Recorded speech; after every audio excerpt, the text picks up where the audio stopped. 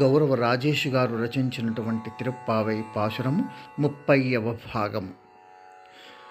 విష్ణు చిత్తుతనయ విస్పష్టపరిచెను 30 దినములును ముక్తి కొరకు గొల్లభామలెల్లగూడునటుల చేసి స్వామి సేవలోన చరితులవగా.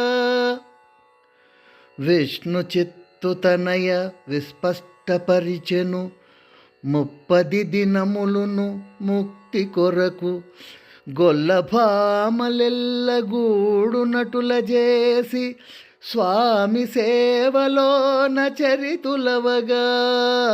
ఆ